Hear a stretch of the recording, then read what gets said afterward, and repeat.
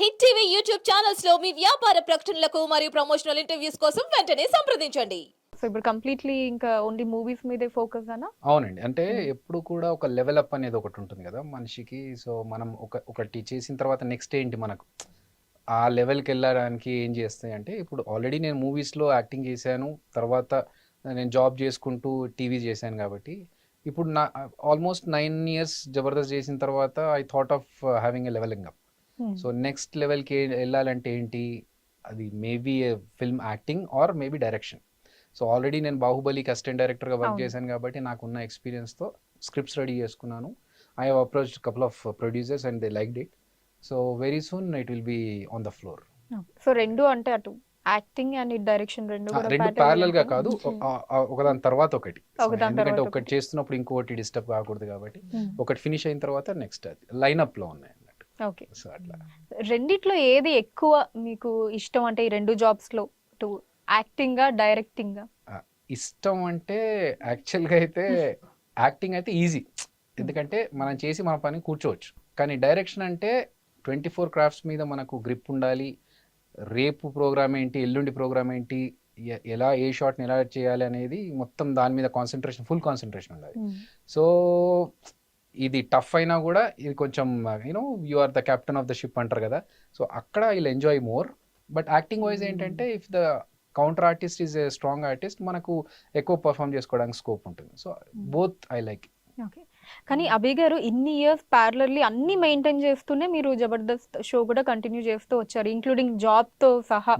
కొన్ని ఇయర్స్ వరకు కూడా అన్ని ప్యారలర్లీ రన్ చేసుకుంటూ వచ్చారు.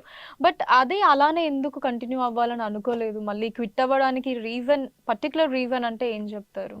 Same thing. ఇప్పుడు జాబ్ చేస్తున్నప్పుడు నేను ఫుల్గా ఫోకస్ చేయాలి సినిమాల మీద ఆర్ టీవీ షో మీద అన్నందుకు జాబ్ వదిలేసి I move to movies, media.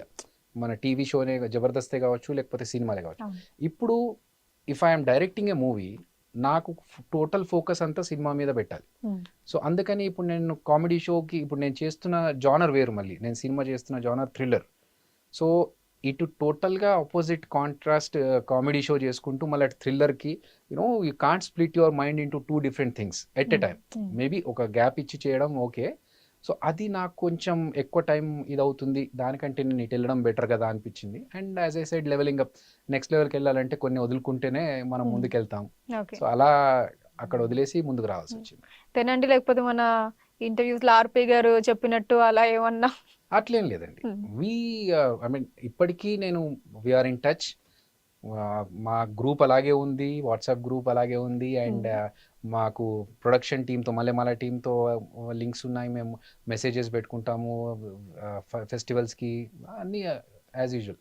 Phones కూడా చేసుకుని మాట్లాడారు. ఫైన్. బట్ సరే, ప్రభాస్ గారి గురించి మాట్లాడుకుంటాను. సరే, మీ బాండింగ్ ఇదంతా మాకు తెలుసు. ఫస్ట్ మూవీ నుంచి, అంటే ఫస్ట్ మూవీలో యాక్ట్ చేశారు, అండ్ దెన్ బాహుబలి కూడా మీరు అసిస్టెంట్ డైరెక్టర్ గా వర్క్ చేశారు కాబట్టి, సో ఈ రెండు ఇన్స్టెన్సెస్ లో కొంచెం దగ్గరగా చూసారు ప్రభాస్ గారిని.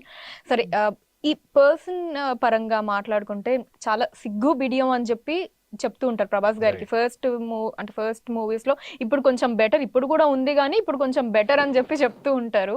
సో ఈ మార్పు పరంగా, పర్సనాలిటీ పరంగా మీరేం చెప్తారు? అంటే ఈశ్వర్ మూవీకి అండ్ బాహుబలి మూవీలో మీరు అసిస్టెంట్ డైరెక్టర్ గా వర్క్ చేసినప్పుడు ఉన్న ప్రభాస్ గారికి ఈ పర్సనాలిటీ పరంగా అప్పుడు ఎలా ఉన్నారో ఇప్పటికీ అంతే. చైల్డిష్ మెంటాలిటీ, అంటే ఒక పిల్లలకి ఎలాగైతే ప్యూర్ సోల్ ఉంటుంది కదా, లైక్ ఎవరిని హామ్ చేయాలని కానీ ఇట్లాంటివి ఎక్కడా లేవు. ఎంతసేపు ఆయన పని చేసుకొని ఆయన వెళ్ళిపోవడము, మిగతా ఉన్న సెట్లో ఉన్న ఈవెన్ హెయిర్ డ్రెస్సర్స్తో, స్పాట్ బాయ్స్తో, అసిస్టెంట్స్తో, వీళ్ళతో కూడా జోవియల్గా వాళ్ళతో మాట్లాడి సరదాగా వాళ్ళ మీద జోకులు వేయడము, మిగతా వాళ్ళతోని కౌంటర్లు, ఇట్లాంటివి తప్ప నేను ఒక పెద్ద స్టార్ని, నాకు ఒక లెవెల్ ఉంది, ఇట్లాంటివి ఎప్పుడు ఆయన దగ్గర నేను చూడలేదు. So is very jovial, very అందరితో కలిసిపోయే పర్సన్. సో అప్పుడు అలాగే ఉండే, ఇప్పుడు అలాగే ఉంది. ఎందుకంటే నేను ఫస్ట్ ఈశ్వర్ చేస్తున్నప్పుడు మేమంతా కలిసి, అప్పుడు క్యారవాన్స్ ఇవన్నీ లేవు కదా, సరదాగా అక్కడ కింద కూర్చొని అందరం అలా కూర్చొని ఏదో ఆడుకునేవాళ్ళం, రేవతి గారి మీద షార్ట్స్ ఉన్నప్పుడు.